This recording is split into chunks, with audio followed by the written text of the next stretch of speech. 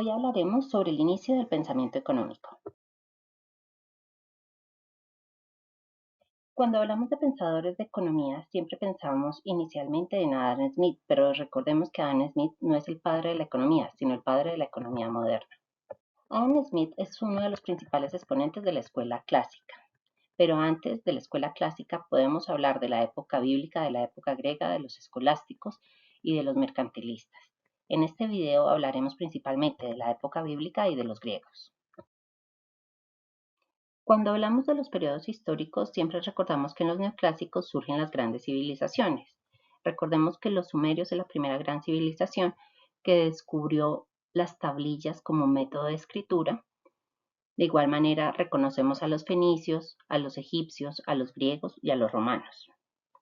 La forma particular como los diferentes pueblos han organizado su vida social y económica a través del tiempo se denomina civilización. La economía está intrínsecamente ligada a todos los demás aspectos de la vida social y política de los pueblos. Por lo tanto, a lo largo de la historia del pensamiento económico, debemos tener en cuenta todos estos aspectos. La Edad Antigua va desde el 3000 a.C. hasta el siglo V después de Cristo. Se divide en tres grandes civilizaciones: los bíblicos, los griegos y los romanos. De estos primeros, los bíblicos, obtuvimos todos los preceptos morales a través de la religión.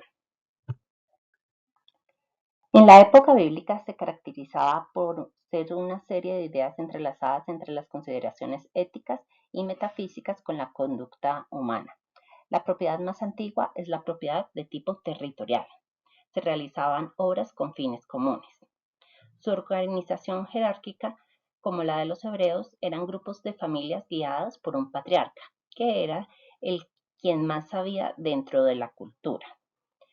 Vivían en grupos donde primaba la solidaridad del grupo. Las mujeres tenían pocos derechos y libertades. Teniendo en cuenta que nos basábamos en la Biblia, recordemos que desde el Génesis nos habla que Dios descansó el séptimo día.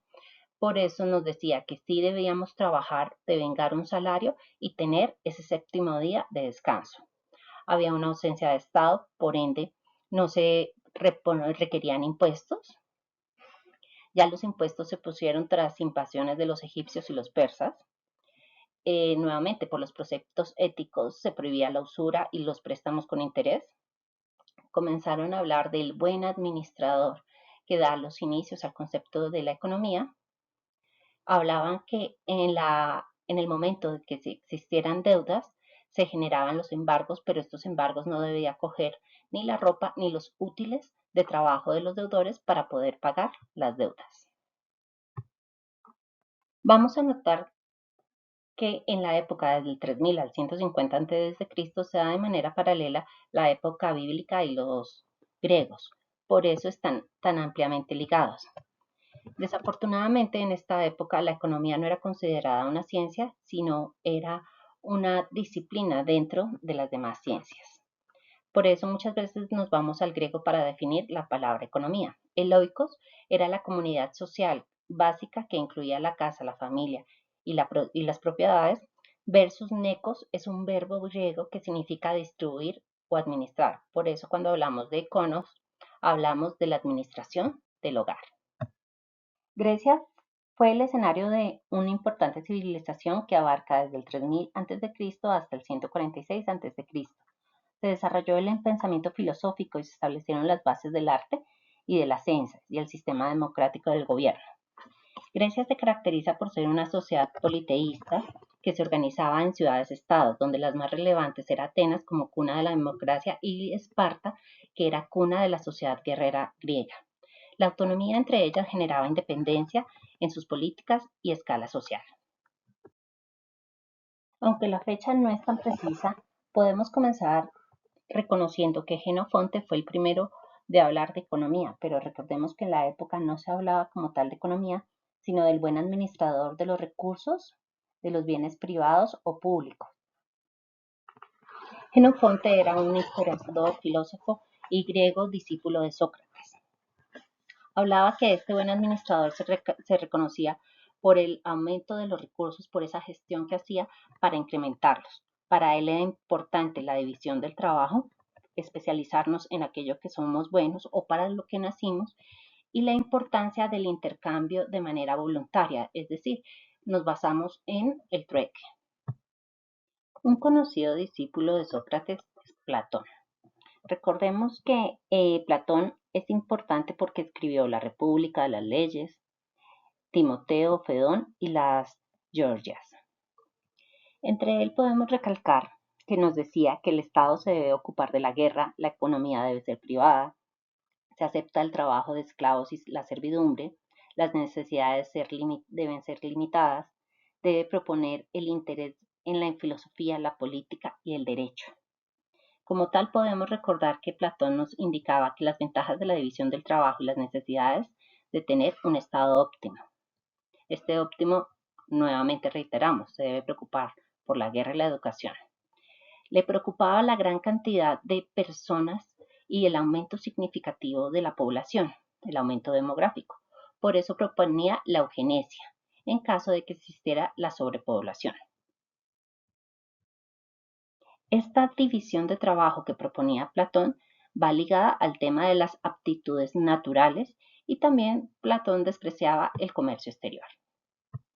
Nuestro tercer filósofo griego del cual hablaremos es Aristóteles, discípulo de Platón.